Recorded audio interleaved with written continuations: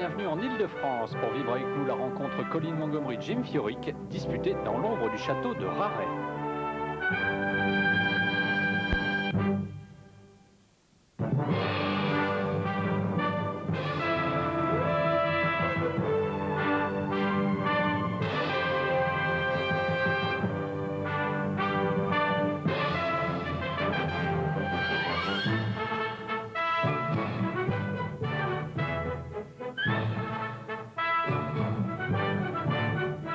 Pour ce Shell Wonderful World of Golf, nous sommes précisément à Raret dans l'Oise, à une soixantaine de kilomètres au nord de Paris.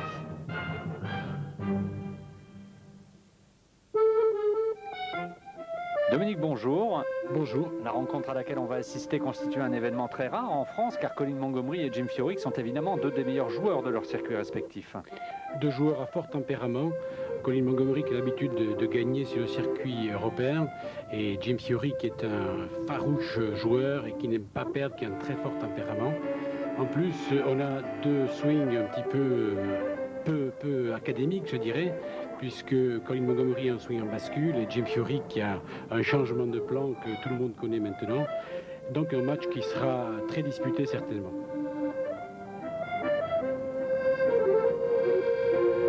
Pour cet événement, les organisateurs ont choisi un site de choix, la région du Valois, où se situe le prestigieux château de Raret, un château du XVIIe siècle où séjourna entre autres Madame de Sévigné. C'est sur le domaine de 160 hectares de ce monument historique qu'il a été décidé en 1987 de construire un golf, un par 72 de 6350 mètres dont la réalisation fut confiée à Patrice Léglise. Un parcours peu connu qu'ont découvert les deux compétiteurs à l'occasion de cette rencontre. Quelques minutes avant le départ, nous avons pu recueillir les impressions du numéro 1 européen. Colin Montgomery, good morning, welcome in France. Bienvenue en France et félicitations pour une saison 99 qu'on peut déjà qualifier de très réussie. Ce match contre Jim Furyk ressemble un peu à une mini ou une pré-Ryder Cup. C'est vrai qu'il n'est pas impossible qu'on joue l'un contre l'autre lors de la Ryder Cup, donc la comparaison n'est pas totalement dénuée de pertinence. Mais ici, c'est une partie beaucoup plus détendue et c'est le meilleur qui s'imposera. Est-ce que vous avez déjà eu l'occasion de disputer un match contre lui en Ryder Cup, dans les championnats du monde de match-play, ou de partager sa partie dans un tournoi important? Eh bien, on a partagé l'avant-dernière partie dans le Players Championship, et il avait pris le meilleur sur moi cette fois-là. Je l'ai également eu comme adversaire dans un 4 balles en Ryder Cup, où il avait Lee Johnson pour coéquipier, et moi Bernard Langer, match que nous avons gagné avec Langer. Donc on est, si on veut, à un partout, et on verra quel sera le résultat aujourd'hui. Est-ce que vous vous êtes entraîné sur le parcours? Comment le trouvez-vous? Il est en excellente condition. C'est un très bon parcours que personne ne connaissait auparavant. Il est vraiment très bien et en particulier les greens sont excellents. Ils tiennent la balle mais sont en même temps très rapides. Donc ça devrait nous permettre de scorer assez bas. Nick Faldo ne faisant pas partie de l'équipe européenne de Ryder Cup, vous êtes le membre le plus âgé de cette sélection, son parrain en quelque sorte. Est-ce que vous vous sentez investi d'une responsabilité particulière à cet égard?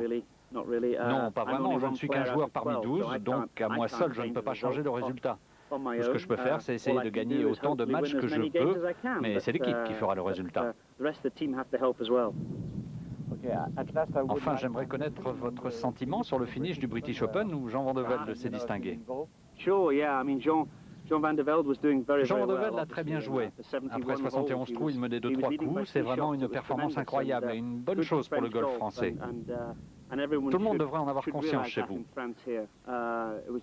Simplement, ce qui s'est passé sur le dernier trou a été malheureux. Il a juste manqué de chance. Son deuxième coup a passé le ruisseau, ce qui était ce qu'il voulait faire. Il a tapé sur les tribunes pour revenir devant l'obstacle et là, les problèmes ont commencé pour lui. Mais il a vraiment très bien joué. Espérons que mentalement, il ne lui faudra pas longtemps pour récupérer et remporter des tournois, car il a prouvé à lui-même et aux autres qu'il était un très bon golfeur. Okay. You have your choice, Jim. I'll hit first. Mr. Furyk will lead off. Et c'est Jim Furyk qui remportera le tirage au sort et qui choisira de jouer en premier sur le trou numéro 1 de ce parcours du golfe de Raret, un par 5 de 485 mètres. parcours, Dominique, qui présente quelques caractéristiques. D'abord, il y a quelques trous dans la plaine, et puis ensuite on verra évidemment des trous dans la forêt. C'est des fairways très étroits et c'est plutôt un links. C'est vrai qu'on n'est pas au bord de la mer, mais ça ressemble beaucoup plus à un links où il faut faire rouler la balle. Vous allez voir que la plupart des entrées de green sont libres et c'est pas du coup à cible comme c'est aux États-Unis. Donc peut-être un petit avantage à Colin Montgomery.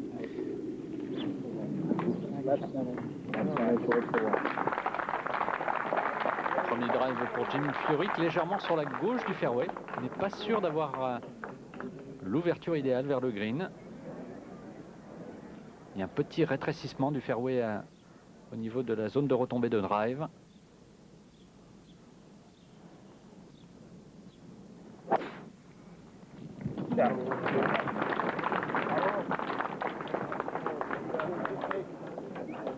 Et à peu près la même balle pour l'Écossais. Sauf que celle-ci semble s'être un peu enfoncée dans le rough. Oui, il est un peu plus loin, il aura peut-être plus d'ouverture que Jim Furyk.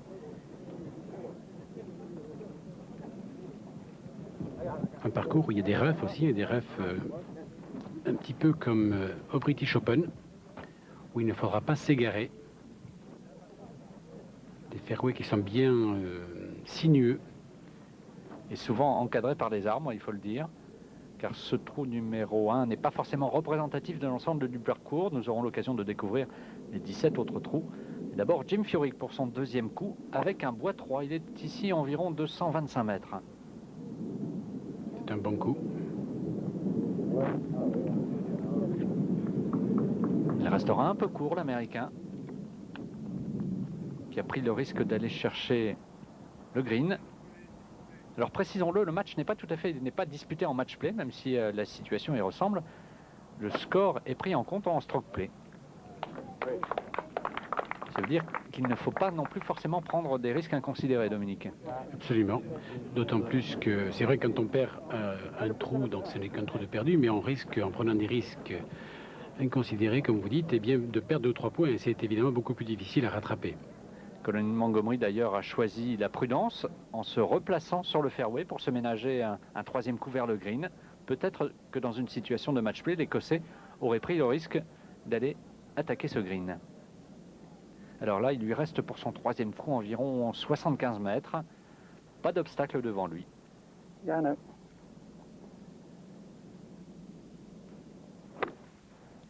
Coup de sandwich, bien sûr. Le green qui pitch pas énormément. C'est vrai que nous sommes en plein été et la balle roule. Alors Jim Furyk aura encore plus de mal pour arrêter sa balle puisqu'il joue depuis le green. Petite position un peu inconfortable ici. Oui, une balle plus haute que les pieds, mais il va faire rouler la balle avec un sandwich. C'est pas un très bon coup. Il a été un petit peu freiné par le rough. D'ailleurs, il n'est pas content du tout.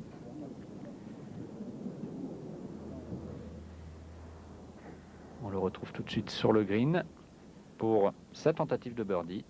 Putt de 100 mètres.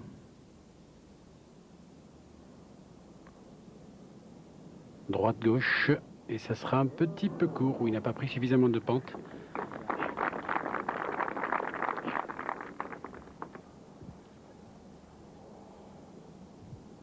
Très solide au putting, Jim Furyk, et on peut évidemment en dire autant de Colin Montgomery. Oui. Qui lui réussit le birdie. Et voilà, l'avantage pris d'entrée par Colin Montgomery dans cette rencontre.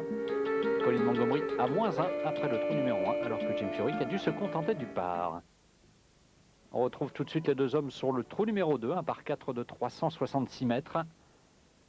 Pour leur deuxième coup, Colin Montgomery s'est légèrement égaré sur la gauche du fairway. Et il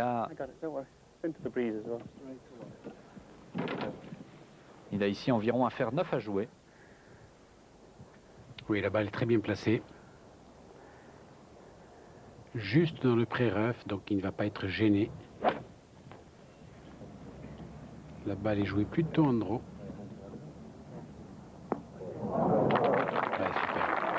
Très très bien joué à l'anglaise. Il est tombé avant le trou. 5-6 mètres avant, il a fait rouler ensuite. Un coup parfait. Alors à peu près de la même distance, c'est-à-dire environ 135 mètres, Jim Furyk. La balle est moins bien placée. Jim Furyk qui tient le club très court. Vous verrez, c'est une des particularités, indépendamment de son swing bien sûr, de tenir le club très très court. Et comme la balle était moins bien placée, eh bien la balle a roulé sur le green, n'a pas pu l'arrêter.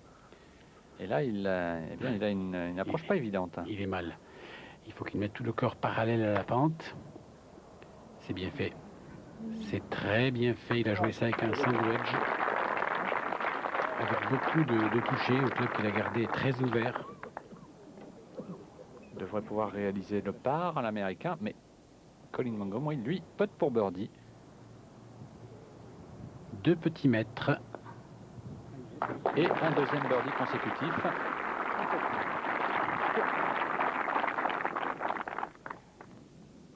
Colin Montgomery qui met tout de suite les choses au point avec Jim Furyk. Il faudra beaucoup d'acharnement à l'américain pour venir chercher le numéro 1 européen. Oui, cela étant, s'il est motivé, Jim Furyk, je pense qu'il le sera. Il ne va pas se laisser faire.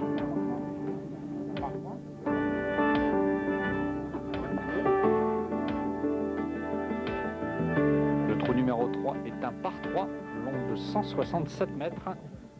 Et Colin Montgomery va jouer un fer 5 ici. J'apprécie ces formules de jeu à 1 contre 1 comme le match play. C'est quelque chose de particulier. Si vous trouvez 1 ou 2 ups sur les derniers trous, ou si vous avez 2 coups d'avance, vous ne jouerez pas de la même manière que si vous étiez dans une situation de stroke play traditionnelle.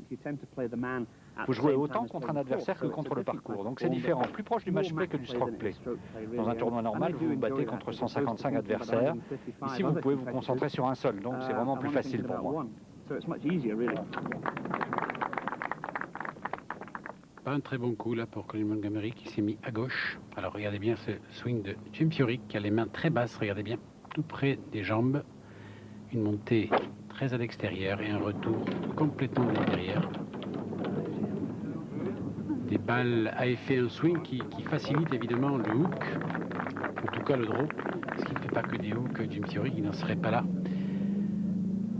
Mais c'est un swing qui se répète, c'est pas académique, mais il se répète ce swing et ce swing plus son tempérament, eh bien ça donne un très bon mélange, même s'il n'est pas au sommet cette année par rapport à l'année dernière ou il y a 2 ans.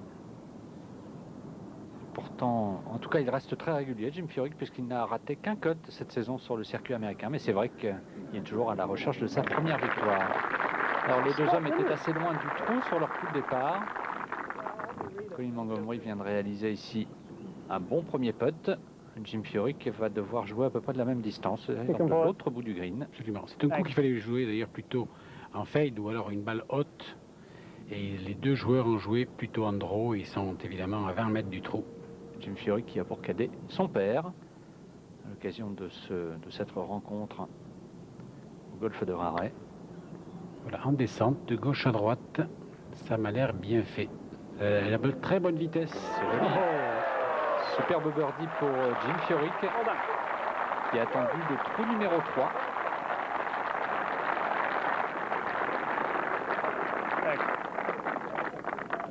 Pour enregistrer son premier birdie, alors que Colin Montgomery, lui, en avait enregistré sur les 2 premiers trous. Colin Montgomery conserve donc l'avantage après le trou numéro 3. On les retrouve à présent sur le 4, par 4 de 486 mètres. 386 mètres, pardon. Et tout de suite, Jim Furyk pour son 2e coup. Il a ici un fer 2 en main et il lui reste 195 mètres à parcourir. Andrew, vous l'avez vu, la balle est partie plutôt à droite. Et elle revient maintenant. Ouais, c'est super. Très bien joué. Des greens pas faciles à négocier, vous avez vu, il faut tomber avant le drapeau. La balle roule de toute façon 5 ou 6 mètres. Il vaut mieux en tout cas être sur le fairway pour avoir une chance de faire tenir sa balle, surtout à cette distance. Des greens à la britannique, pas trop arrosés. Ce qui rend évidemment le jeu plus difficile. Il faut travailler la balle, il faut être du bon côté du drapeau. Voilà, un coup magnifique là. Colin Montgomery, mais il avait un club beaucoup plus ouvert. Faire 6. Voilà, exactement. Donc il a pu tenir la balle avec un fer 2, c'est pratiquement impossible.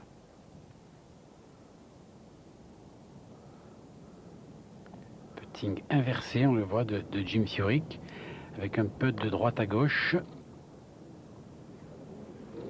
Allez, allez, allez. Oui, c'était un très bon putt. Il manquait un tout petit peu de vitesse.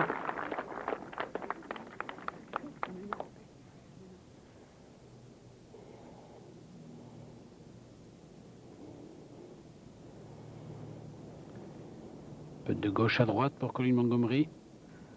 Et ça sera... Oh, ça c'est un mauvais coup. Ça c'est un mauvais putt. Il est passé sous la pente. Et les deux hommes enregistreront donc le par sur le trou numéro 4. Et la situation reste donc inchangée. Avantage Colin Montgomery qui est à -2. Alors, on rentre dans la forêt là carrément. Pour le trou numéro 5, qui est un par 5, deuxième par 5 de ce parcours du golfe de Raray. Et on va écouter tout de suite Jim Furyk. Ça fait quelque chose comme 8 ou 10 ans que mon père cadaye pour moi. À l'époque, j'étais encore étudiant. Et quand il a su que j'allais jouer cette compétition, il était peut-être encore plus enthousiaste que moi, parce que ces Shell Wonderful World of Golf font partie de ses premiers souvenirs télévisuels de golf. Et de pouvoir participer à ça, en étant mon caddie, ça va en faire une journée vraiment spéciale, qu'on va vraiment apprécier tous les deux. Deuxième coup de Jim Furyk avec un bois 3, ici à un peu plus de 220 mètres, et la balle légèrement ressortie du green. Alors, vous avez vu, la balle est carrément en dehors du pied droit pour la pincer. Il a joué roulé, il a joué un sandwich roulé s'il n'avait pas d'autre solution parce qu'il ne pouvait pas la lever. C'est vraiment très très bien joué.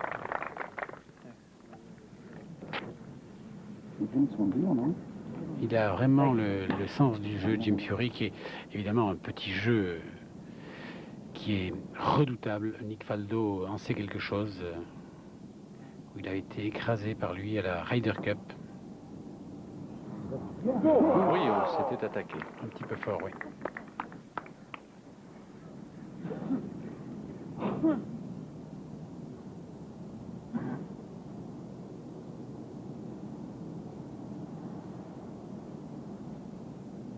Furyk pour birdie, et il le rentre. Deuxième birdie de la journée pour l'Américain, après celui réalisé sur le trou numéro 3. Ce qui met les deux hommes à égalité. Il n'aura pas fallu longtemps à l'Américain pour combler son écart avec l'Écossais.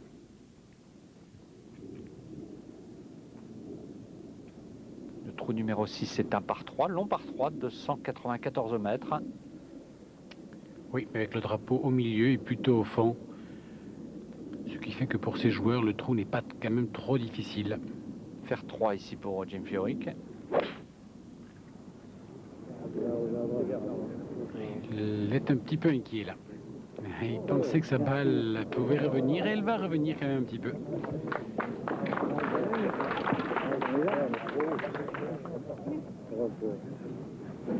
Green qui est peu profond. Et c'est évidemment difficile à cette distance de faire tenir un long fer.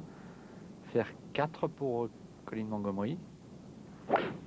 Oui, qui fait une balle plus haute, il a fini très haut.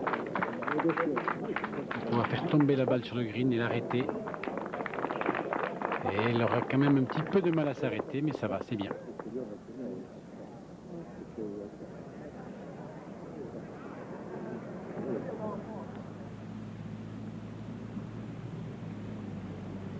Jim Furyk pour birdie depuis le bord du green. Ah, il en a rentré un tout à l'heure de cette distance. Pourquoi pas un deuxième? Oui. Merveilleux birdie réalisé par Jim Furyk ici sur le trou numéro 6. Deuxième birdie consécutif. C'est quand même assez rare de rentrer comme ça deux putts de 20 mètres sur 2-3 trous.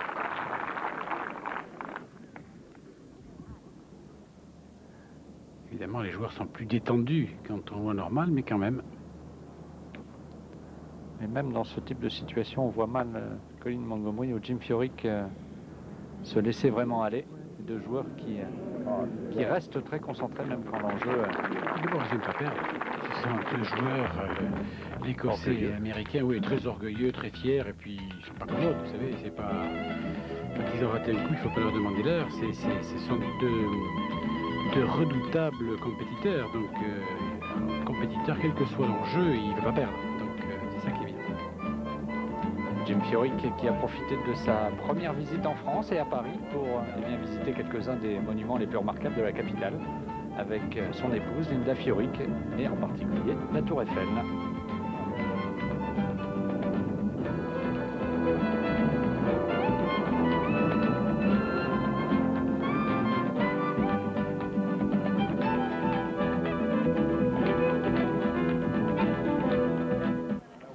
Jim Furyk, welcome in France.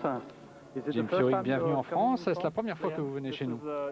Oui, c'est mon premier voyage à Paris, également en France.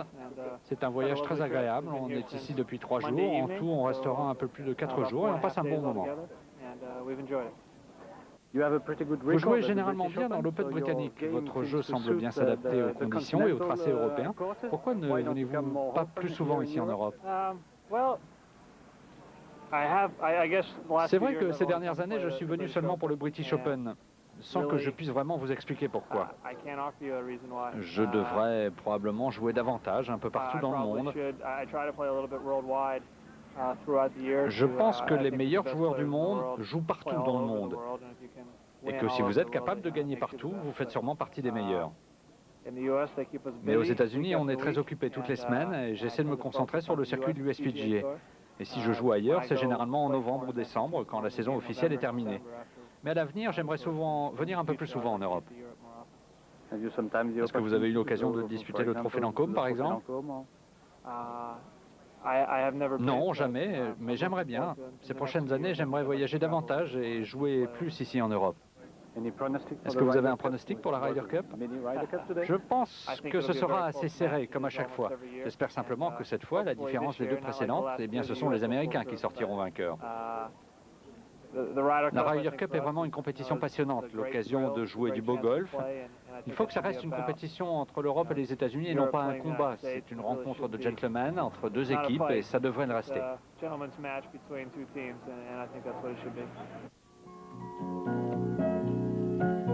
Le trou numéro 7 de ce parcours de Raret, un par 4 de 370 mètres, et là on est vraiment dans la partie en forêt, Dominique. Absolument. Des fairways très étroits, sinueux, donc il faut placer la balle. Et un très beau parcours, ce parcours du Raret. Et voyez toujours une entrée à l'anglaise pour que la balle puisse arriver en roulant sur le green. Pas d'obstacle d'eau sur ce parcours et des bunkers d'un format assez réduit.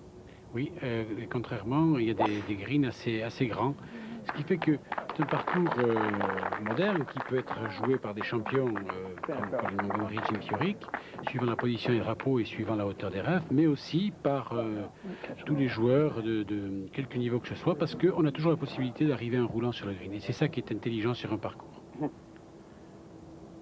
Colin Montgomery qui choisit de jouer un fer ici, car il y a peu de place pour mettre sa balle sur le fairway. De style qui se ressemble d'ailleurs, évidemment. Colin Montgomery ne monte pas aussi à l'extérieur comme on dit que Jim Furyk, mais ça se ressemble un petit peu, 2 swings en bascule.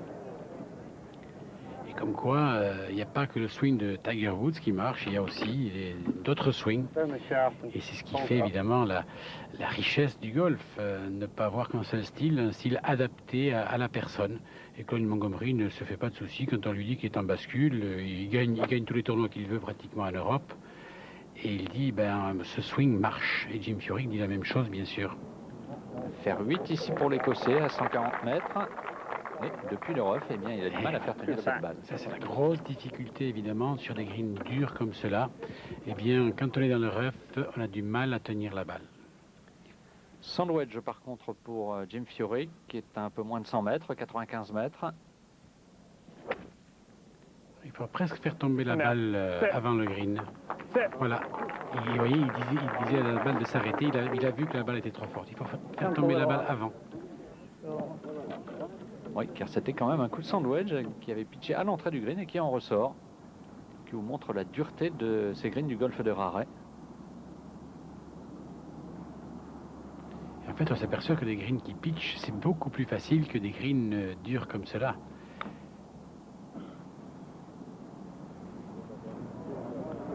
Oh, très bonne approche ici.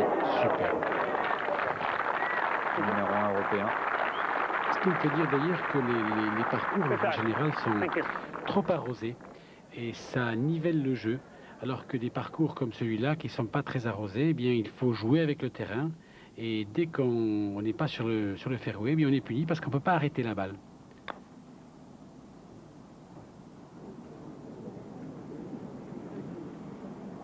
C'est un petit peu court.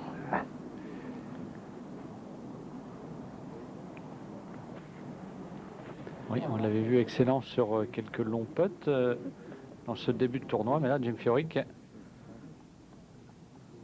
est un peu court. Il va avoir du mal à sauver le par sur ce trou, alors que nous découvrons ici le propriétaire de ce golf de Raret, qui n'est autre que le japonais Tomio Taki. Ah, c'est peut-être un petit peu trompé de pente là, Jim Furyk. Et c'est un bogey pour Jim Furyk sur le trou numéro 7, alors qu'il avait repris davantage. Eh bien, les deux hommes reviennent à égalité. On les retrouve tout de suite sur le 8 avec l'Américain en difficulté ici, puisqu'il doit jouer son deuxième coup à environ 130 mètres sous les arbres. Balle sur le pied droit. Et un finish évidemment très bas pour que la balle puisse rester basse, est un tout petit peu trop à gauche. Elle ne sera pas très bien placée. À hauteur du drapeau, mais mal placée. Même si on la voit bien en l'air, eh bien, il y a de l'herbe. Ça va.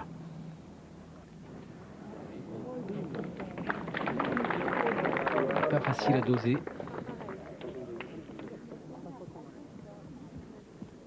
Difficile pour les joueurs de s'adapter au type d'herbe, surtout Jim Furyk qui joue d'ordinaire aux États-Unis. On parle souvent des adaptations nécessaires pour les joueurs sur les greens, mais on parle un peu moins des graminées qu'ils doivent affronter pour leurs approches. Absolument. Mais vous savez, on va de plus en plus vers ce type de parcours avec des roughs assez hauts, c'est vrai, mais des greens très durs. On l'a vu d'ailleurs à Pioneer cette année, où il y avait peu de roughs et des greens très très durs. On découvre ici le château de Raret avec les haies synégétiques, ces arcades ajourées dont les niches abritent des bustes de personnages ou de dieux avec sur leur partie haute des sculptures représentant des scènes de chasse. C'est au château de Raret que fut tourné en 1945 par Jean Cocteau, et bien La Belle et la Bête avec Jean Marais et Josette D. Le poète avait été sensible au charme et au mystère de ce château et de son parc qui était un peu à l'abandon à l'époque. Autre couple qui vient s'affronter ici, eh bien celui formé par Colin Montgomery et Jim Furyk, avec pour l'instant un avantage pour Colin Montgomery puisque Jim Furyk vient de concéder 2 bogeys consécutifs sur le 7 et le 8. Le trou numéro 9 est un par 4 d'un peu plus de 400 mètres.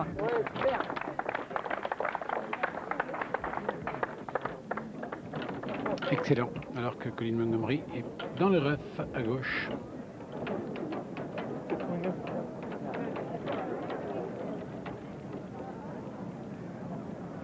Et il aura du mal, parce que vu la position du drapeau, il aura beaucoup de mal à arrêter la balle.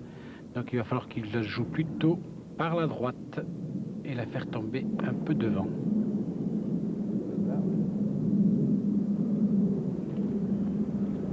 Colin Montgomery qui est en passe de décrocher un titre de numéro 1 européen pour la 7e année consécutive. Performance absolument exceptionnelle. Vous le disiez Dominique, c'est vrai qu'il gagne à peu près quand il veut. Il en est déjà à 5 victoires dans cette saison 1999. Alors que Jim Furyk, bien qu'étant un des très solides joueurs du circuit américain, eh bien, n'en compte pour l'instant aucune, ce qui ne l'empêche pas de bien jouer, particulièrement dans les tournois du Grand Chelem. C'est un joueur des grands rendez-vous. Jim Furyk, son moins bon résultat cette année dans les 4 tournois du Grand Chelem, ça avait été une 17e place à l'US Open. Oui, c'est impressionnant. Colin Montgomery peut presque en dire autant. Sa moins bonne performance, ça a été 2 places de 15e pour l'Écossais dans le British Open et dans l'US Open. C'est rapide ça.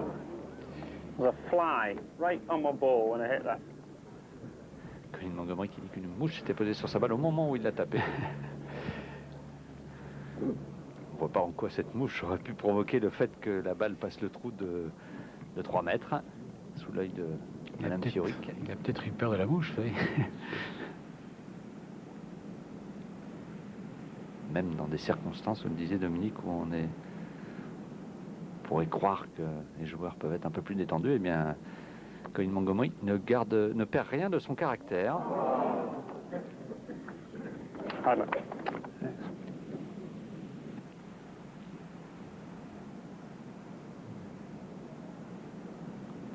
En difficulté ici l'Écossais sur ce trou numéro 9. Oui, il a raté le drive, deuxième coup était pas mal, mais loin, très loin. Et là, il était vraiment déconcentré. Et ça va être un bogey. 2 birdies contre un bogey pour Colin Montgomery sur ces 9 trous de l'allée, alors que Jim Furyk lui compte 3 birdies et 2 bogeys, ce qui remet les deux hommes à égalité à -1.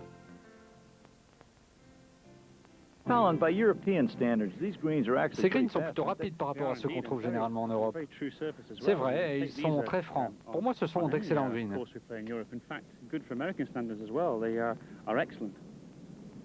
Jim, vous avez rentré quelques longs putts, d'autres plus courts n'ont pas voulu rentrer, ça équilibre.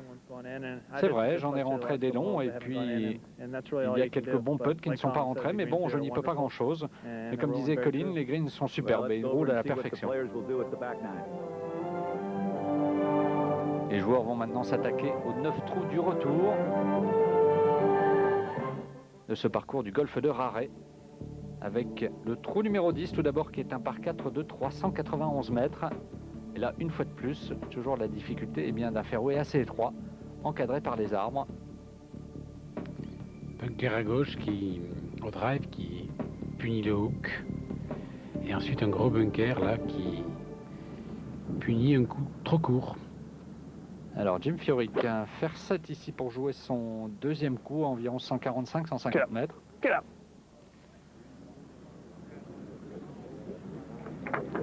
Un drapeau difficile, juste derrière le bunker, qu'il faut aller chercher.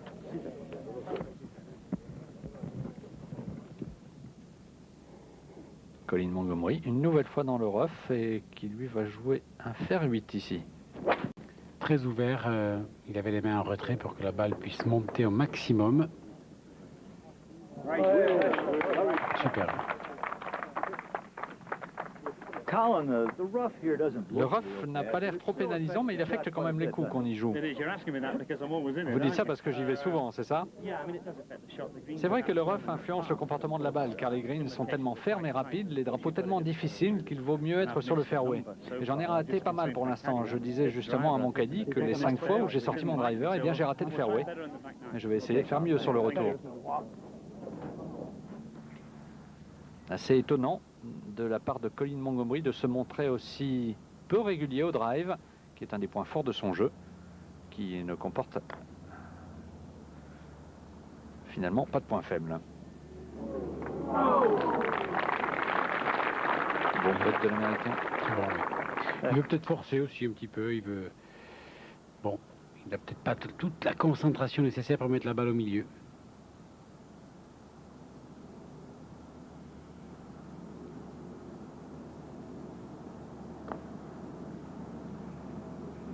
C'est rapide, c'est rapide, c'est rapide. Oui, c'est bien joué. Un green vraiment très très rapide. Ce sera quand même le par pour Colin Montgomery et pour Jim Furyk, qui conserve donc leur score de -1 après le trou numéro 10. Le 11 est à nouveau un par 4 de 378 mètres, avec un drapeau difficile. Oui. Et Colin Montgomery, une nouvelle fois dans le rough et une nouvelle fois à gauche. Oui, il a des petits problèmes de hook là. Alors, le seul avantage que je lui reconnais, c'est qu'il pourra faire une balle très très haute. Ça, c'est le seul avantage. Oui, c'est fantastique. Finalement, c'était un avantage d'avoir la balle en hauteur, parce que enfin monter plutôt, parce que la balle a pu monter et ensuite s'arrêter sur le green. Jim Furyk, idéalement placé, lui, oui, va jouer un fer 7 à 140 mètres environ.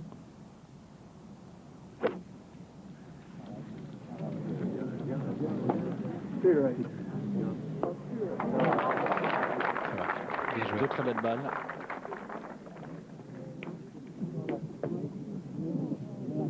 qui vaudront à chacun des deux joueurs de réaliser le par.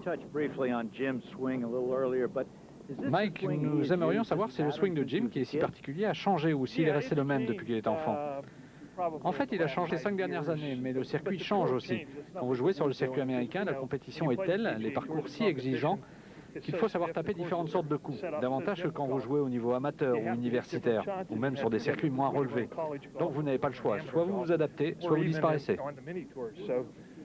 You either change, adapt, or you get washed away. I guess that's basically the best way to put it. Well, that's true. En tout cas, pour l'instant, Jim fait une belle carrière. Vous avez eu votre rôle, il faut le dire. C'est vrai, vous parliez de son putting. Deux grands champions, Gary Player et Arnold Palmer, que j'ai eu l'occasion de rencontrer après un programme quand j'étais enseignant dans un club, m'avaient fait une confidence. Je leur avais demandé ce qu'ils changeraient s'ils recommençaient aujourd'hui leur carrière. Eh bien, ils m'avaient répondu, sans se concerter, que si c'était à refaire, eh bien, ils adopteraient un grip inversé au putting. Ça permet de mieux taper la balle, et à ce stade de leur carrière, il était trop tard pour changer. Ils étaient évidemment mes modèles à l'époque, et c'est pour ça que j'ai poussé Jim à adopter son grip inversé. Oui, un grip inversé qui, effectivement, bloque la main droite, l'empêche de donner des coups de main droite, comme on dit. Mais il faut dire aussi que par rapport à l'époque de Gary Player et d'Arnold Palmer, les greens sont beaucoup plus rapides maintenant et il est très important de ne pas avoir de mouvement intempestif au niveau des poignets. Il y a même des joueurs qui ont d'ailleurs les deux grips comme Mark Calcavecchia ou Julie Inkster sur le circuit féminin qui utilisent un grip inversé pour les petits putts et un grip normal pour les longs putts. Tout à fait.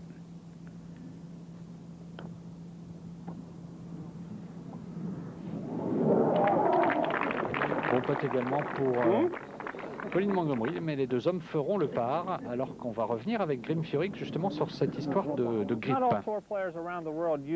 Tous les joueurs n'utilisent pas le même grip. Les plus connus et les plus utilisés dans le monde sont le grip Vardon et le grip entrecroisé. Nicklaus avait adopté le grip entrecroisé, mais beaucoup d'autres ont fait le choix du grip Vardon.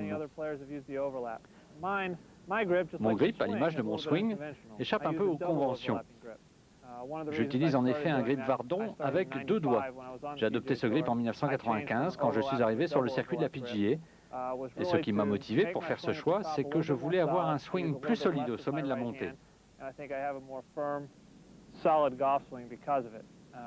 En utilisant moins ma main droite, et je pense que ça me permet d'avoir un swing vraiment plus ferme au sommet de la montée. Le grip, c'est la connexion entre vous et votre club, et c'est quelque chose qui ne doit pas changer. Vous devez être à l'aise avec votre grip, que vous utilisez le Vardon ou l'entrecroisé, l'important étant de taper les meilleurs coups possibles. Oui, il a complètement raison, mais c'est aussi pour tenir ses mains au passage, parce que non seulement il tiendra mieux au sommet, mais surtout au passage, parce qu'avec son swing, avec le changement de direction, eh bien, il a intérêt de tenir les mains au passage. Alors que Colin Montgomery concède un bogey sur le trou numéro 12. Deuxième bogey de la journée pour l'Écossais. On découvre ici le 13, qui est un par 4 de 386 mètres. Avec cette fois-ci un bunker à droite. Et un green fort bien protégé, puisque là, les arbres encadrent totalement ce green.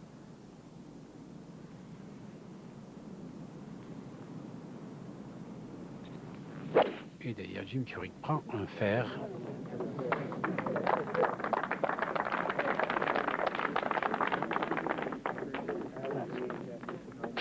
Très bien fait.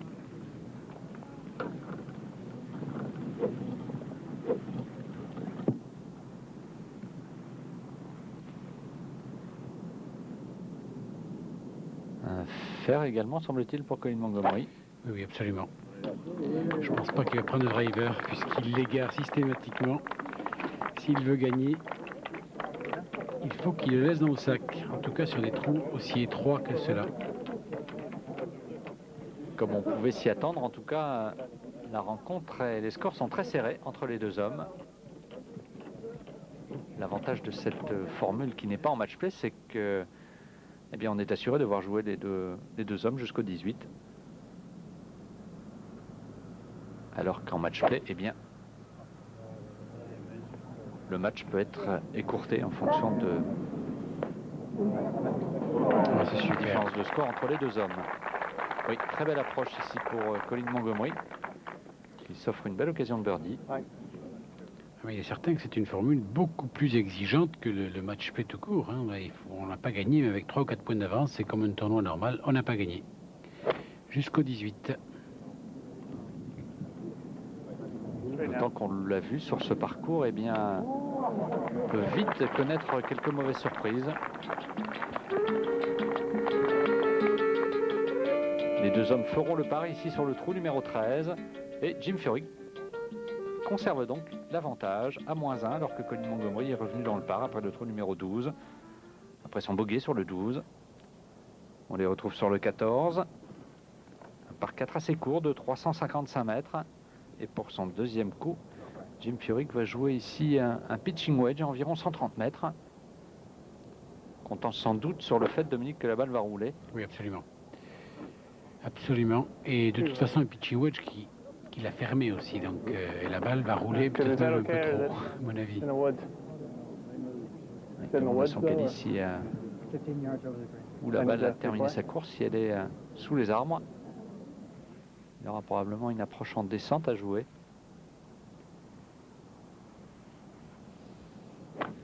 Colin Montgomery lui est à 110-115 mètres. Oui, c'est un coup beaucoup plus facile qu'il a joué avec bien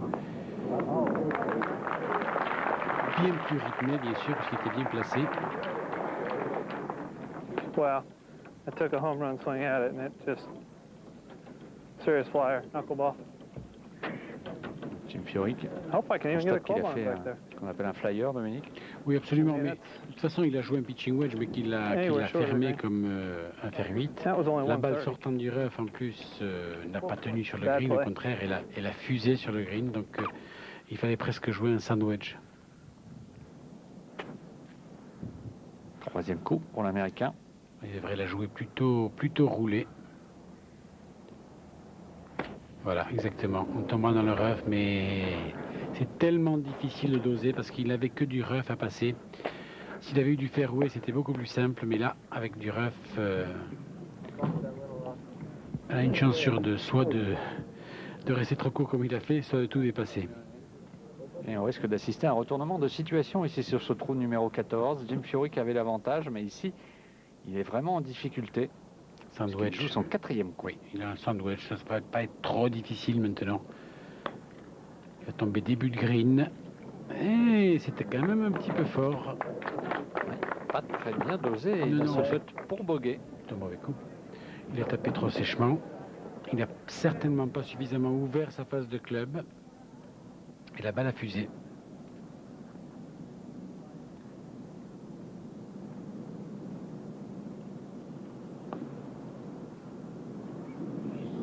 Ah, il faut attaquer pour birdie. Enfin, il devrait revenir à égalité, voire reprendre l'avantage écossais si Jim Furyk rate son putt.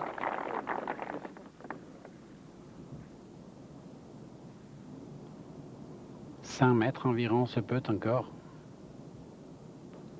pour le bogey.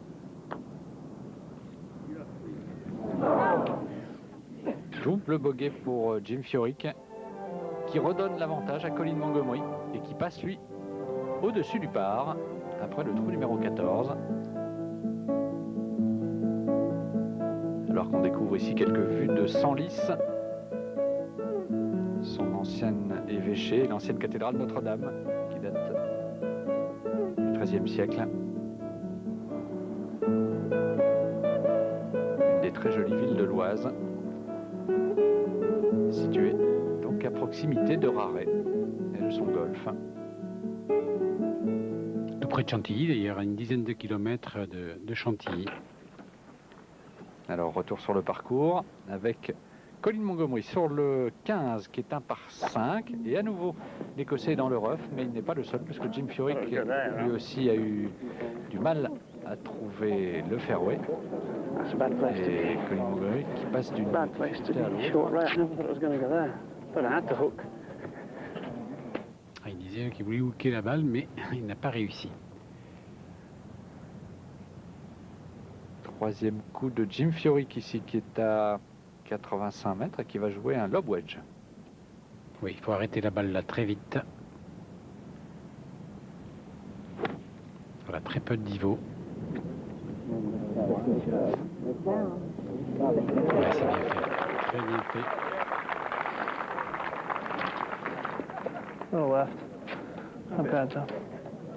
Distance was the hard part.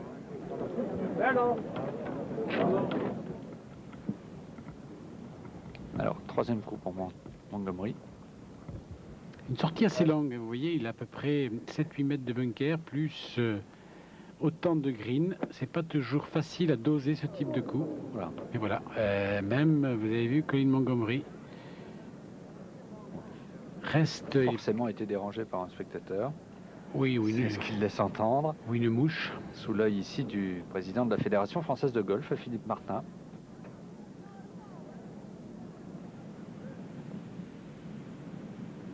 Quatrième coup pour l'Écossais. Ça va, il est bien placé, très légèrement en montée. La difficulté, évidemment, c'est de bien doser le coup, tout simplement. Une petite pente là qui dévie la balle quand même au dernier moment.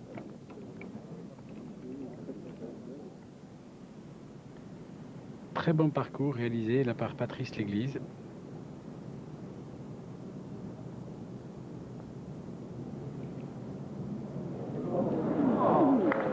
Il rate le birdie ici, Jim Furyk. Wow. Furyk et Montgomery qui se retrouveront bien sûr à l'occasion de la Ryder Cup. Jim Furyk disputera lui sa deuxième Ryder Cup après celle disputée en 97 pour Colin Montgomery. On en est déjà à la 5e édition. Nous le disions, c'est le joueur le plus expérimenté dans cette compétition avec José María Olazabal qui lui aussi comptera 5 participations à Ryder Cup. Bien sauvé là, ce bogey par Colin Montgomery. Et les positions ont changé après le trou numéro 15.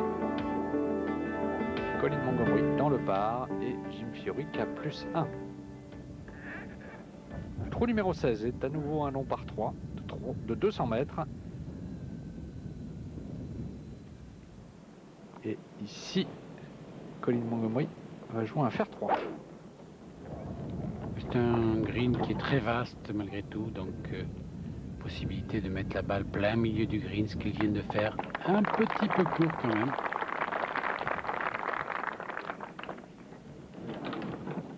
Et voilà d'ailleurs Patrice Léglise, le concepteur de ce parcours, qui est pro à Chantilly.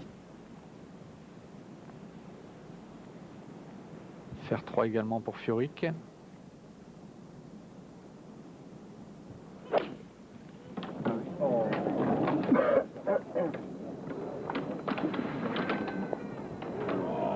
Ah, c'est pas le bon côté ça, c'est le mauvais côté. Il a voulu attaquer le drapeau, rattraper ce point sur Colin Montgomery, mais il risque d'être puni maintenant, parce qu'il n'aura pas une approche facile du tout.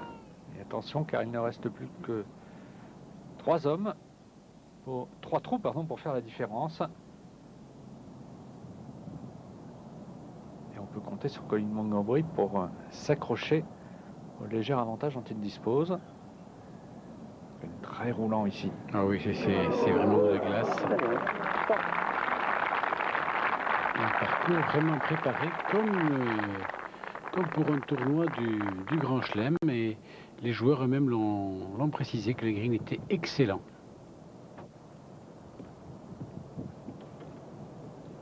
Les amateurs qui ont peu l'occasion de jouer sur des greens aussi rapides, et pourtant c'est une bonne manière d'exercer son toucher, Dominique. Absolument. C'est vrai qu'on a très peu l'occasion de jouer sur ces greens-là.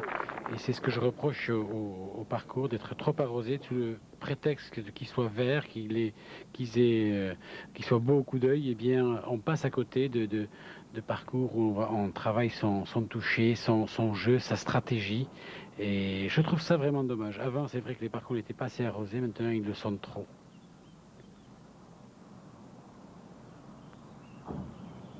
Le par pour Furyk. Bien sauvé.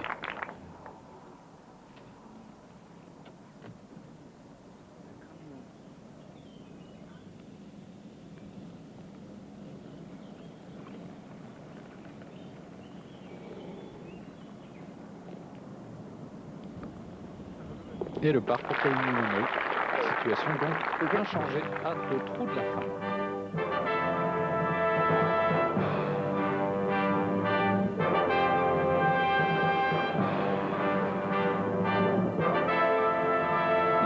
Sur une précédente édition de Seychelles Wonderful World of Golf qui s'était disputée dans les années 60 sur le parcours de Saint-Cloud, qui avait mis aux prises Jay Hebert et Flory Van Donk.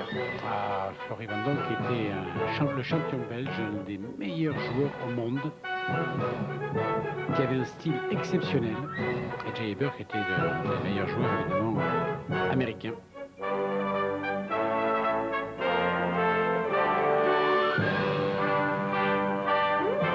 Qui était très populaire dans les années 60 aux États-Unis, qui s'est arrêté durant quelques années et qui à nouveau retrouve les écrans américains et les écrans européens, ce qui nous donne l'occasion d'assister à ce duel Colin Montgomery, Jim Furyk, qui vont à présent prendre le départ du trou numéro 17, un par 5 de 522 mètres. Oui, tout le danger, comme on peut le voir, est à gauche avec la forêt. Évidemment, il y a du rough à droite, des bunkers judicieusement placés, qui ne sont pas des murs, mais qui gênent évidemment un coup raté. Alors, ce swing de Colin Montgomery. Ça a l'air un petit peu à gauche. Ça a tout par à gauche, dit Colin Montgomery. Ouais. C'est marrant quand même qu'il n'arrive pas à se corriger à son niveau. 8 drives sur 9, dit-il, se sont égarés à gauche. Le plus dur étant de comprendre pourquoi, et même pour ces joueurs, ça n'est pas évident d'analyser ce type de défaut. Surtout en partie, vous savez, quand ça s'enclenche mal, il y a un pli qui est pris. Et le risque, évidemment, c'est la surcompensation, et c'est ce que ne veut pas faire Colin Montgomery. Je pense qu'il veut corriger le mal par le mal, il essaye de faire le mieux possible. Ça, Cal pourrait tenter de trafiquer un peu son swing, en tout cas le temps de la partie pour mettre sa balle sur le fairway. Bien sûr, mais il ne veut pas le faire. Je crois qu'il a d'autres échéances qui sont là et il ne veut pas, il veut se corriger lui-même sur le parcours. La balle n'est pas bien placée du tout ici. Non, il va falloir qu'il fasse un coup à sortir tranquillement. La balle sur le pied droit. Qu'il puisse l'attaquer directement. C'est toute la misère du monde, le pauvre là. Oui, une soupière l'Écossais. Oui.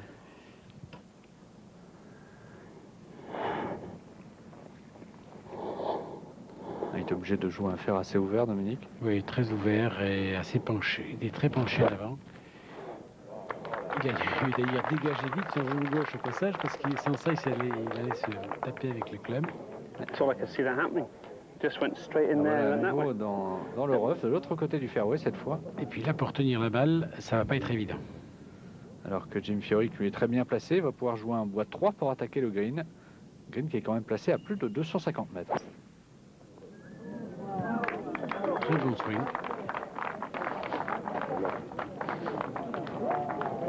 Très solide, mais ça sera quand même un peu fort. Ça sera quand même un peu fort et il ne pouvait pas de toute façon attaquer le drapeau.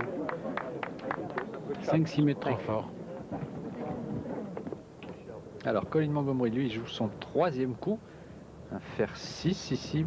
Il lui reste quand même 160 mètres. Oui, il peut atteindre le green. Condition de faire rouler la balle. Et il roulera. C'est encore ambitieux là. Oui, un petit peu trop. Une occasion à saisir pour Jim Furyk, qui partait avec un coup de retard sur son adversaire au départ de ce trou numéro 17 et qui a une belle occasion de revenir au minimum à égalité avec les Écossais. C'est très très bien. Très très bien joué. Oui. Il reste ce peu pour birdie. Oui, pour rattraper Colin Montgomery. Coup en descente. Montgomery qui joue son 4e coup. Balle au milieu des pieds. Le poids du corps à gauche. Et un peu gourmand, là, Colin Montgomery, qui se met vraiment en réelle difficulté. Un peu agacé, on dirait. Hein.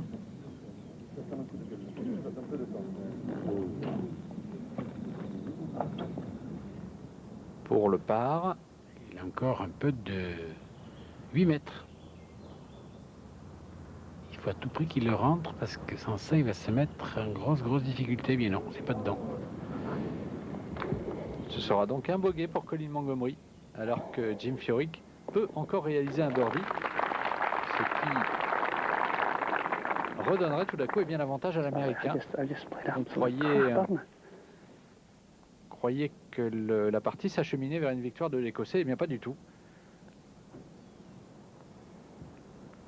Ouais. C'est Jim Furyk qui partira au départ du 18 avec un coup d'avance sur son adversaire.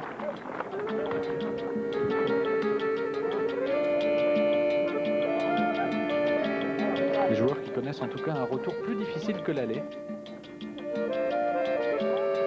Parce que Jim Furyk est dans le par et Colin Montgomery est un coup au-dessus du par après le trou numéro 17, alors qu'on découvre ici le trou numéro 18 par 4 assez court de 340 mètres, mais un des trous les mieux défendus de ce parcours du golfe de Raray, comme nous allons le découvrir. Oui, la forêt à gauche, à droite, bunker. Attention, basse slicée, la balle hookée, c'est le bunker de gauche, bien sûr. Magnifique trou en tout cas avec en arrière-plan et bien ce château de Raray. Superbe trou, oui, absolument.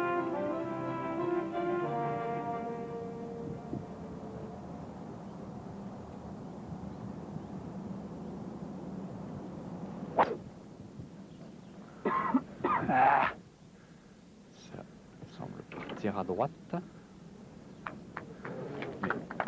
Ça va, pas trop mal. Ah, très bien. Il a réussi à passer les bunkers.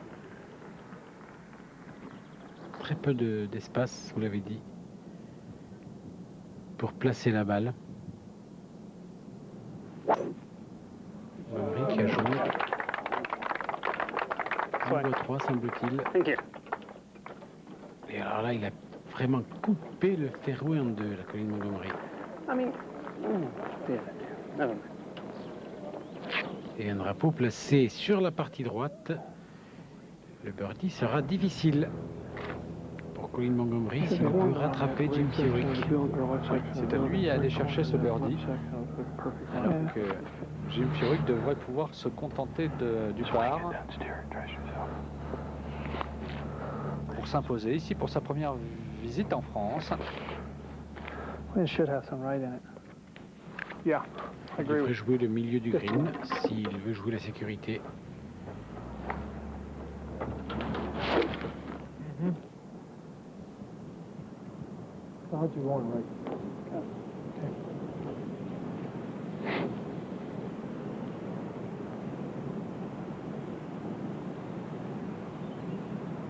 Les pieds pas très écartés, on peut le remarquer. Il joue énormément avec les genoux, Jim Furyk. Ça fait qu'il reste derrière la balle, comme on dit. Ah, c'est bien joué, super. Il est passé juste au-dessus du drapeau, il a pris le risque. Il veut assommer Colin Montgomery. Un swing qui a peu évolué, comme le disait son père, Mike Furyk. On peut constater d'ailleurs d'une manière générale, même chez les amateurs, Dominique, que même quand les joueurs ont l'impression ou font des progrès, entre 10 ou 15 points de handicap, eh bien, leur swing conserve un peu les mêmes caractéristiques. L'allure générale du swing ne change jamais. On peut améliorer techniquement certains points, notamment de plan, mais l'allure générale d'un swing, on le garde toute sa vie, tout simplement. Donc on n'avait pas demandé à Jim Furyk de changer, simplement renforcer certains points techniques, oui. Quelques vues du Valois et du village de Raray, qui, outre le château, compte quelques monuments du XVIe siècle, comme l'église Saint-Nicolas, la ferme Parmentier ou encore le manoir, qui font tout le charme de ce petit village de l'Oise. Alors, Colin Montgomery a la possibilité de revenir sur Jim Furyk, et bien, tout simplement, s'il rentre directement cette approche. Roulé avec un angle d'attaque assez vertical. Paradoxalement, il a terminé très bas. Et bien parti pour s'incliner ici, l'Écossais. Il risque de garder un mauvais souvenir de sa visite en France. D'autant plus qu'il est à combien, 8 mètres, Jim Furyk. Un peu court, attention.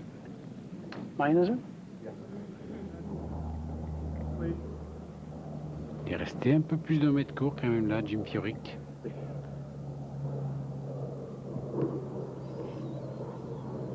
Montgomery pour le par. 2 mètres. Le par total pour l'Écossais. Qui était parti très fort avec 2 birdies sur les 2 premiers trous, mais qui a dû ensuite marquer le pas. Il y a toujours cette même façon avec le pendule, vous avez vu, il met ce club à la perpendiculaire, il a toujours la même chose, la même routine. Jim Furyk pour la victoire. Oh, ça passe à droite, eh bien une erreur assez habituelle de la part de l'Américain qui concède un bogey sur le green du 18e trou, bien à égalité avec Colin Montgomery. Il n'y aura pas de vainqueur dans cette rencontre. Colin Montgomery, Jim Furyk, les 2 joueurs terminent dans le par. Les 18 trous disputés sur le golfe de Raray. Un résultat finalement assez conforme à ce qu'on a vu. Oui, je veux dire qu'on a quand même vu un grand jeu un petit peu erratique, beaucoup de gains, mais très beau match. Jim, ça a été une journée bizarre pour vous aujourd'hui, mais enthousiasmante pour les spectateurs, puisqu'à 10 reprises, le leader a changé de nom. Malheureusement, je pense que ni moi ni Colin ne sommes satisfaits de la manière dont on a joué. Nous n'étions pas à notre meilleur niveau. Je ne sais pas qui a gagné le trophée aujourd'hui. Je lui ai donné, il me l'a rendu et j'ai finalement raté ce court putt sur le 18. Ça se finit à égalité. Je pense que c'est un résultat qui rend bien compte de cette journée. Colin, vous avez dû vous battre aujourd'hui avec votre driving. Oui, ça faisait longtemps que je n'avais pas raté autant de fairway, tous à gauche. C'est une bonne chose, au moins je suis régulier dans l'erreur en tout cas. Au bout du compte, comme le disait Jim assez justement, personne ne méritait vraiment la victoire, donc un score identique reflète assez bien cette partie. Now I'd like to introduce the president of the French Golf Federation, Mr. Philippe Martin. Philippe Martin, président de la Fédération française de golf, Next était to venu Philippe applaudir holding les the 2 trophy, hommes. our genial host for the week Également and the présent, owner of Château de le Raray, propriétaire Mr. du château de Tomio Raray, Taki. Tomio Taki. And now to make the presentation, Mr. Maurice Et un des Oshitsky, responsables the de Director la of Public société Shell, Affairs Maurice for Shell Oshitsky, Southern Europe. qui va remettre le trophée aux 2 Only hommes. one word is bravo. On behalf of Shell people worldwide and our friends from Gulf du Raray, Il adresse ses félicitations au nom de tout le personnel de Shell et du personnel du Golfe de Raray pour le très beau spectacle qu'ont offert les 2 hommes.